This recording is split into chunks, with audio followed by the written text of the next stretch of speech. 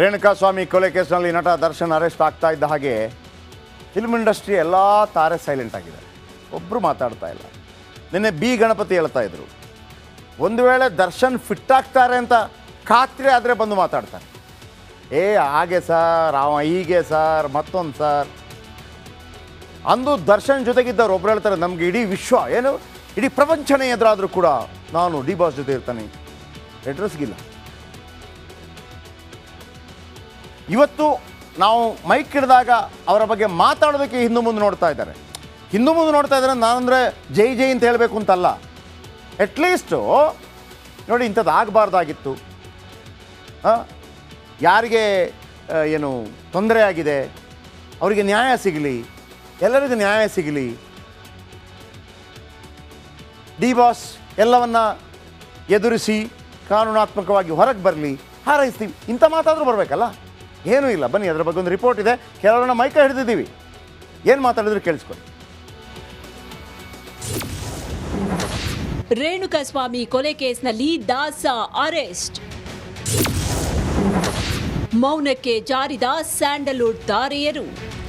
ಚಿತ್ರದುರ್ಗದ ರೇಣುಕಾಸ್ವಾಮಿ ಹತ್ಯೆ ಪ್ರಕರಣದಲ್ಲಿ ನಟ ದರ್ಶನ್ ಅರೆಸ್ಟ್ ಆಗ್ತಾ ಇದ್ದಂತೆ ಸ್ಯಾಂಡಲ್ವುಡ್ ಸ್ಟಾರ್ಗಳು ಸೈಲೆಂಟ್ ಆಗಿದ್ದಾರೆ. ಚಂದನವನದ ತಾರೆಯರ ಈ ನಡೆ ನೋಡಿದ್ರೆ ಸ್ಯಾಂಡಲ್ವುಡ್ ಮುಜುಗರಕ್ಕೆ ಒಳಗಾಯ್ತಾ ಅನ್ನೋ ಅನುಮಾನ ಕಾಡ್ತಾ ಇದೆ. ಮಾಧ್ಯಮಗಳು ದರ್ಶನ್ ಬಗ್ಗೆ ಕೇಳಿದ್ರೂ ಸೆಲೆಬ್ರಿಟಿಗಳು ಮಾತ್ರ ಚಕಾರ ಎತ್ತಾ ಇಲ್ಲ. ದರ್ಶನ್ ಕೇಸ್ ಬಗ್ಗೆ ಕೇಳಿದ್ರೆ ನೋ ಕಾಮೆಂಟ್ಸ್ ಅಂತಿದ್ದಾರೆ. ನಟ ಡಾಲಿ ಧನಂಜಯ್ ಅವರನ್ನ ಕೇಳಿದ್ರೆ ಮಾತೇ ಆಡಲ್ಲ. ಸಿನಿಮಾ ರಂಗದ ದರ್ಶನ್ ಅವ್ರ ವಿಚಾರವಾಗಿ ಅವರು ಜೈಲಿಗೆ ಹೋಗುವಂಥ ಕೆಲಸ ಇಲ್ಲ. ನನಗೆ ನನ್ನ ಸಿನಿಮಾ ಬಗ್ಗೆ ಮಾತಾಡೋಕ್ಕೆ ಇಷ್ಟಪಡ್ತೀನಿ.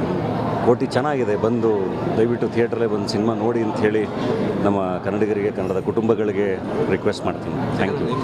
ಅವ್ರ ಜೊತೆ ಆ್ಯಕ್ಟ್ ಮಾಡಿದ್ರಿ ಸರ್. Thank you. ಸಿನಿಮಾ ಮಾತಾಡೋಣ ಪ್ಲೀಸ್. ಇನ್ನು ದರ್ಶನ್ ವಿಚಾರ ಕೇಳಿದಾಗ ಸ್ಯಾಂಡಲ್ವುಡ್ ಸ್ಟಾರ್ಗಳ ರಿಯಾಕ್ಷನ್ ಹೀಗಿತ್ತು. ಒಂದು ಪುಣ್ಯ ಸ್ಮರಣೆ ಕಾರ್ಯಕ್ರಮಕ್ಕೆ ಬಂದಿದ್ದೀನಿ. ಸೊ ಆ ವಿಚಾರ ಎಲ್ಲ ಮಾತಾಡೋದಕ್ಕೆ ಇದು ಸುಸಂದರ್ಭ ಅಲ್ಲ. ಸೊ ಹಾಗಾಗಿ ದಯವಿಟ್ಟು ಕ್ಷಮೆ. ಚಿತ್ರರಂಗಕ್ಕೆ ಕಪ್ಪು ಚುಕ್ಕಾಗಿ ದರ್ಶನ್ ಅವ್ರ ಮೇಲೆ ಒಂದು thank you madam. Please vacate the stage.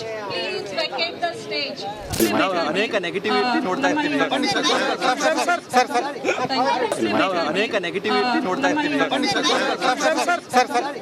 ಈ ದರ್ಶನ್ ಅವರದು ಅರೆಸ್ಟ್ ಆಗಿರುವಂತದ್ದು ಒಂದ್ ಕಡೆ ಚಿತ್ರರಂಗದ ಬಗ್ಗೆ ಒಂದ್ ಕಡೆ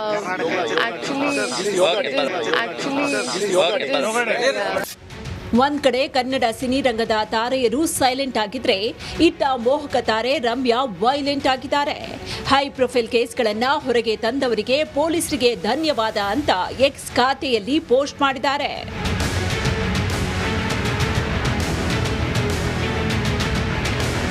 ಅವತ್ತು ಸ್ಯಾಂಡಲ್ವುಡ್ನ ಡಿ ಬಾಸ್, ಇವತ್ತು ಡೆವಿಲ್ ಗ್ಯಾಂಗ್ನೊಂದಿಗೆ ಅರೆಸ್ಟ್ ಆಗಿದ್ದಾನೆ. ದರ್ಶನ್ ಜೊತೆಗಿದ್ದವರೆಲ್ಲ ಮಾತನಾಡದೆ ಮೌನಕ್ಕೆ ಜಾರಿದ್ದಾರೆ. Bureau report, Republic Kannada.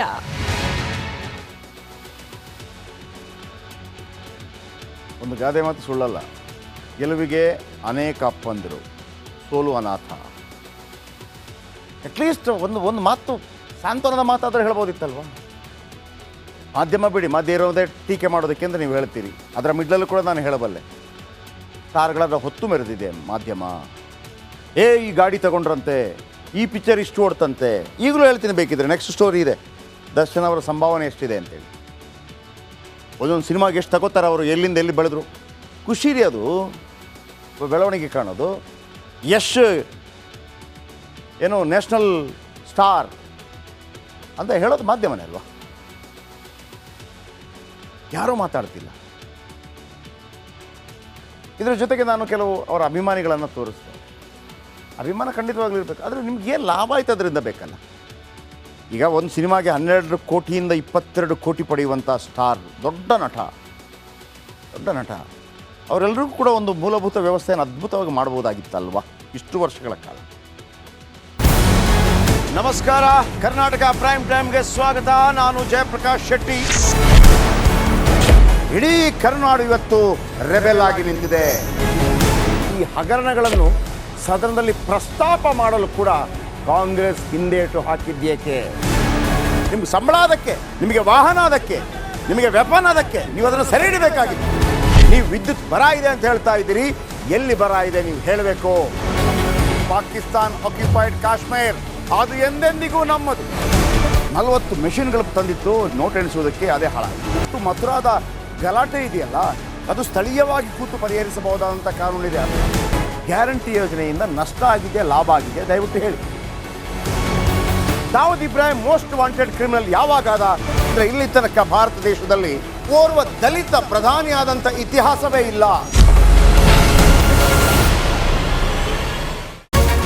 Republic world app ಇದು ಕೇವಲ ಅಪ್ಲಿಕೇಶನ್ ಅಲ್ಲ, ಸಮಗ್ರ ಸುದ್ದಿಗಳ ಸಂಪರ್ಕ ಮಾರ್ಗಕ್ಕೆ ಕ್ರಾಂತಿಕಾರಿ ಬದಲಾವಣೆ. ರಿಪಬ್ಲಿಕ್ ವರ್ಲ್ಡ್ ಆಪ್ ಕೇವಲ ಸುದ್ದಿ ಅಪ್ಲಿಕೇಶನ್ ಅನ್ನ ಪರಿಚಯ ಮಾಡ್ತಾ ಇಲ್ಲ, ಬದಲಾಗಿ ಡಿಜಿಟಲ್ ಸುದ್ದಿ ಬಳಕೆಯ ಹೊಸ ಯುಗಕ್ಕೆ ನಾಂದಿ ಹಾಡ್ತಾ ಇದೆ. ಇದೊಂದು ಬ್ರೇಕಿಂಗ್ ನ್ಯೂಸ್, ಪ್ರಭಾವಶಾಲಿ ಕಾರ್ಯಕ್ರಮಗಳಿಗೆ ಗಟ್ಟಿಯಾದ ವೇದಿಕೆ. ರಿಪಬ್ಲಿಕ್ ವರ್ಲ್ಡ್ ಅಪ್ಲಿಕೇಶನ್ ಈಗ ಲೈವ್ ಆಗಿದೆ. ಗೂಗಲ್ ಪ್ಲೇ ಸ್ಟೋರ್ ಮತ್ತು ಆಪಲ್ ಆಪ್ ಸ್ಟೋರ್ ಎರಡರಲ್ಲೂ ಲಭ್ಯವಿದೆ. ಈಗಲೇ ಡೌನ್ಲೋಡ್ ಮಾಡಿ.